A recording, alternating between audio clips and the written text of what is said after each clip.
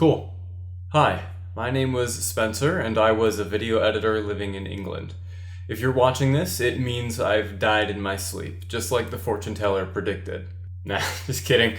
This video is meant to be the conclusion and follow-up to my series about designing motion graphics for live streams, so if you haven't seen those yet, I would advise giving them a watch. This video won't really make any sense unless you've seen all 5 of them, collected the Easter eggs in each, and unlocked the golden skin. So, over the course of November and the first bit of December, I decided to undertake a somewhat impromptu challenge to design a few live stream assets based on a new theme every week. I wanted to practice more in Blender, and I had a pretty fun time staying up late playing guitar while waiting for my family video calls, so I figured it was a pretty good combination to go for. I recorded the first project more or less on a whim, and then made a video for it more or less on the same whim. When I finished the video, it gave me a really nice boost to my self-esteem to be able to look back on my hard work and realize how much skill and knowledge went into doing something like that. I'd just been through a series of really hard job rejections that were leaving me feeling inadequate, but being able to joke about it while simultaneously proving to anyone watching how adept I was at this specific skill set made me feel a lot better. That self-esteem boost only grew with each passing week, regardless of if anyone watched the videos or the streams. It felt good to make something and then reflect on the project afterwards and show off all of the work that went into it. As the month wore on, the projects got more and more tiring, but I knew I had to get to 5. I don't know why 5, I don't really know how I did it, but somehow through sheer determination and willpower, I not only managed to make it to the end, but made a few other things along the way. Some music and a few podcast episodes and other bits and bobs you won't really get to see for a little while yet. It was exhausting, and it continues to be exhausting, but if you're watching this video, it means that I'm a week or so into my break, so I have to assume that I'm feeling better by now. I'm also not editing this video very much, so I assume that'll be a nice gift to my future self as well. You're welcome, asshole. Now, with humanity out of the way, let's talk about the 6... This is sign language for 6. Let's talk about the 6 big takeaways that I got from doing this. The first thing I want to say is it is important to recognize your strengths. I am well aware of what I'm good at, and knowing that really helped me tailor my ideas to match. Using the GeoCities overlay as an example, I knew how good I was at recreating digital images and damage and user interface and other pieces that were important to this setting. I'd spent hours in my freshman year staring at pixels trying to see how to get JPEGs to fry just right, and how to get VCR damage to look like an actual VCR, and working out image compression algorithms by, taking a damaged image and taking an undamaged image and trying to whatever. I spent a lot of time doing this, and I got good at doing it. That's the point.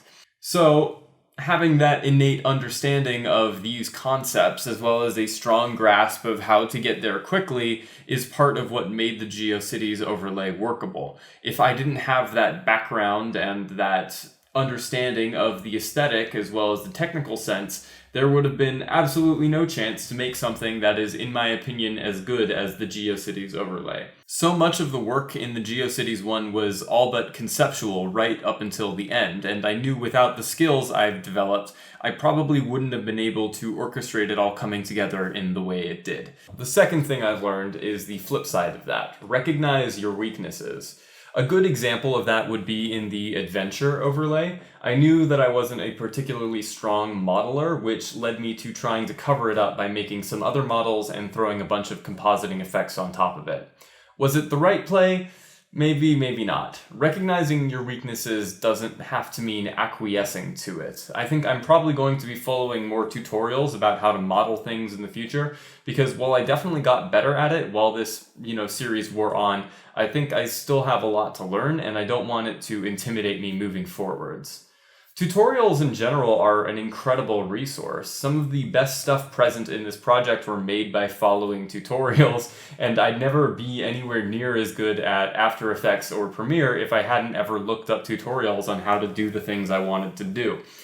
Recognizing a weakness can definitely mean avoiding things whenever possible, and there are certainly cases in this project where I veer away from dealing with simulations or certain kinds of materials because I know it'll hold me back. However, I think it's a lot more constructive to approach it less as a weakness and more as an underdeveloped skill, if that makes any sense. The third thing is knowing when to step back. There are so many cases in my videos and personal projects where I know I can get things looking just right or so much better, but it'd require some absurd amount of tedium or time. This project was, of course, no exception. There were several instances in the making that resulted in me having to say, screw it and move on, and I don't necessarily always want to do that. The best example would definitely be in the campfire stream where I wasted basically half of a day on a fire simulation. Deciding to leave it with a black background and move on absolutely saved me there, because if I had let it render out overnight in the experimental branch of Blender using my CPU instead of my GPU, it might not have been ready in time. Even though the black background gave me issues with keying down the line, it was worth it to finish up. It's insanely tempting to want to sit on something forever, but perfection is the enemy of finished. Having really tight deadlines on this project helped me a crazy amount. It allowed me to make value judgments and about what needed to be done and what standard of quality I could hold myself to. I'm really glad that I've developed that skill as an editor, and I'm proud of the work it's lent itself to. Even if my fire doesn't look as good as it could, I'm happy that it got finished, because honestly, on that first project, if I hadn't finished it in time, I don't think I would have been able to find the willpower to do any of the other overlays, especially considering that, I was doing it all on a whim anyways. The fourth thing, I think, is the opposite of knowing when to step back. It is knowing when to step forwards, when to take action, when to run. In the Yogscast overlay, I had so many ideas about how to make things look the way I wanted them, and damn if I didn't do them all. I made looping videos with my friends, I wrote myself hate mail, and I made some pretty motion graphics, and most of all, I made myself proud. If I hadn't been so energized by these thoughts and ideas, I might not have been able to get it all done before the deadline, but I ran. The Yogscast overlay is to me a good example of how you can make something you like out of something meant to follow a prompt. The Jingle Jam is the world's biggest gaming charity event, so it's meant to be presentable to a rather wide audience. Still, even working within that confining idea, without the resources of a big office full of streaming equipment and skilled employees, I was able to make something that excited me and that I thought was pretty fun. The fifth thing I want to say is that it is important not to prematurely celebrate. The example for this is, of course, the birthday stream. I was so proud of myself for all of the work I had done leading up to the stream's beginning, all of the workarounds I had to do, all the assets I had to remake, and then when I finally got to stream, it came crashing down like 4 minutes in. Something can always go wrong. And on some projects, it seems like it always will. I'm glad I had a week like the birthday one to teach me a little humility.